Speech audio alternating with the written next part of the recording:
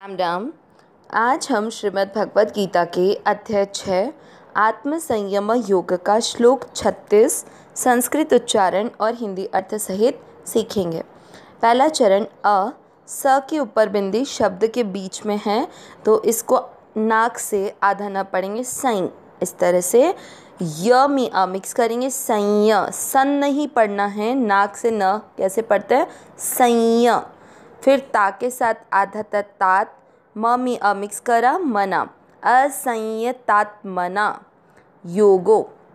पहला चरण फिर से असंयतात्मना योगो। दूसरा चरण दू के साथ आधा षटकोण वाला दुष्प्राप, प में अ मिक्स किया, प्राप। प्र का अर्थ हुआ प आधा और र पूरा। यहाँ पर र में आ की मात्रा हो गई तो PRA, प्रा। शब्द क्या बना, दुष्प्राप। इति में म में अ मिक्स किया, मति। ती में ई की मात्रा तो विसर्ग को पढ़ेंगे ही, मति ही। सेकंड चरण फिर से दुष्प्राप इति में मति ही। पहला और दूसरा चरण साथ में असंयतात्मना योगो दुष्प्राप इति में मति ही।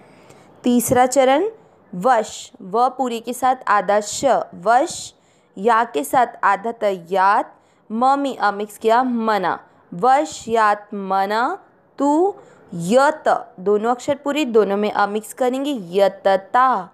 तीसरा चरण फिर से वश यात मना, तू यतता।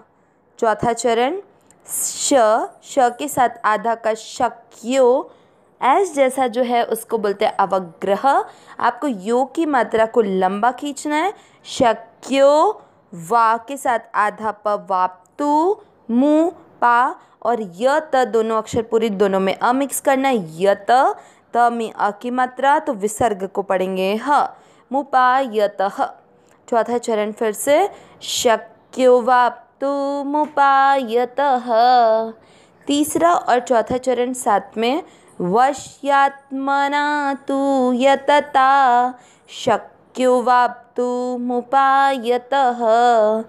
पूरे श्लोक का उच्चारण एक साथ, असंयतात्मना योगो दुष्प्राप इति में मतिः वश्यात्मना तु यतता शक्यो वाप्तु मुपायतः।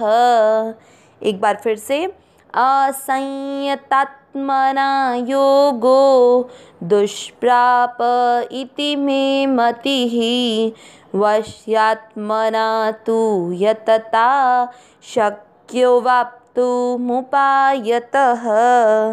श्लोक का अर्थ देखते हैं। यहाँ पर हमने ये दो श्लोक भगवान के देखे, जिसमें पहले अर्जुन ने भगवान से प्रश्न किया था कि मन इतना चंचल है कि इसको निग्रह यानी इसकी चंचलता को रोक पाना मुश्किल है।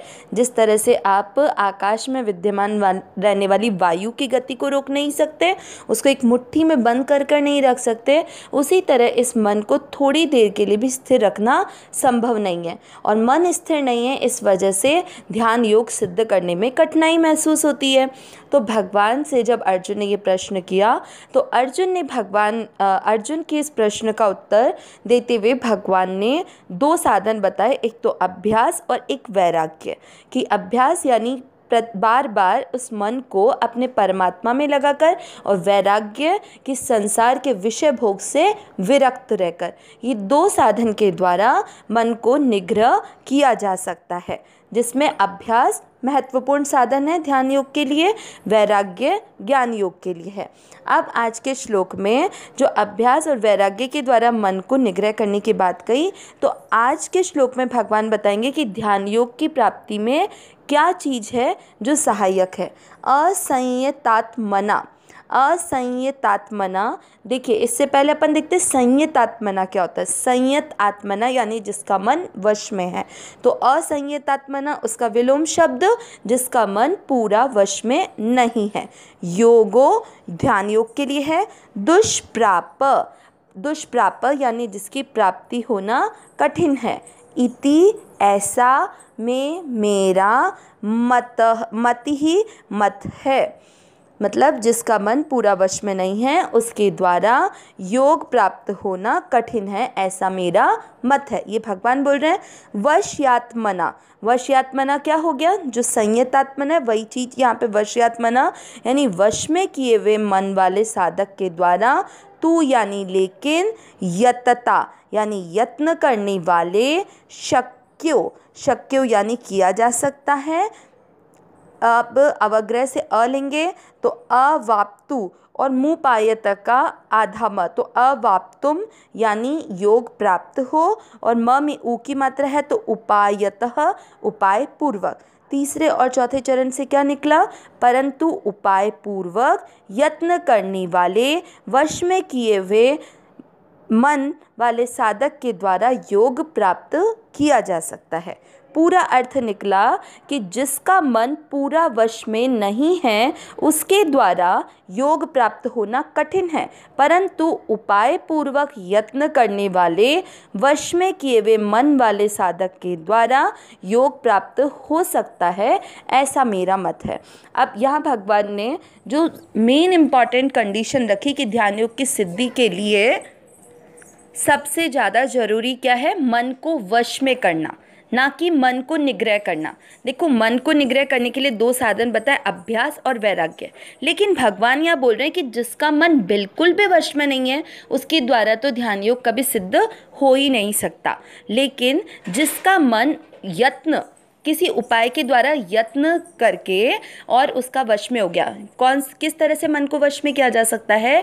कि जब उसका मन वश में करने का तात्पर्य हो कि संसार के विषय भोग के प्रति उसकी बिल्कुल भी रुचि नहीं रहे, उसको ये ध्यान रहे कि संसार में जो कुछ भी दिख रहा है वो सब कुछ असत्य है, विनाशशील है, ये सब मेरे लिए नहीं है, क्योंकि अगर ये मुझे मिल भी गए तो मेरे से ये प्राप्त होने के बाद में बिछुड़ने वाले। इस तरह से जब हम यत्न करेंगे, मतलब परमात्मा की प्राप्ति के लिए प्रयास करेंगे और मन में इस बात को रखेंगे कि इस संसार में दिखने वाले सब विषय भोग असत्य, विनाशशील हैं, तो हमारा उनके प्रति अपने आप ही राग नहीं रहेगा। हमारा ध्यान किस तरफ केंद्रित रहेगा? कि हम इस संसार के नहीं होके हमें उन परमात्मा तत्व की प्राप्ति करनी है। तो इससे ऑटोमेटिक संसार के विषय भोग से हमारी रुचि हट जाएगी, राग हट जाएगा, तो संसार से संबंध विच्छेद होगा, और विच्छेद होने से स्वतः ही हमारा मन वश में हो जाएगा। वश में होने का तात्पर्य यहाँ पर मन की अशुद्धता को हटाने से है। अशुद्धता मतलब इस मन में जो संसार के भोगों के प्रति जो रुचि है उसको हटाने से इस श्लोक में तात्पर्य। तो भगवान ने बोला कि अगर मन को जितना नियंत्रित करने के बजाय अगर मन को शुद्ध कर लिया जाए तो ध्यान योग सिद्ध हो सकता है। शुद्ध करने का तात्पर्य कि इस मन में केवल किसकी प्रधानता रहे? कि हमें परमात्मा तत्व को प्राप्त करना है। मैं भोगी नहीं हूँ, मैं तो केवल इस संसार की सेवा के लिए आया हूँ, मुझे तो परमात्मा तत्व की प्राप्ति करनी है। ऐसा भाव रखने पर मन स्वतः शुद्ध होगा और मन वश में हो जाएगा, तो स्वतः ही किस में लग जाएगा? परमात्मा में लगाया जा सकता है। अविनाशी सहज सुख राशि, हे नाथ, हे मेरे नाथ, मैं आपको भूलूं नहीं। नारायण नारायण नारायण नारायण।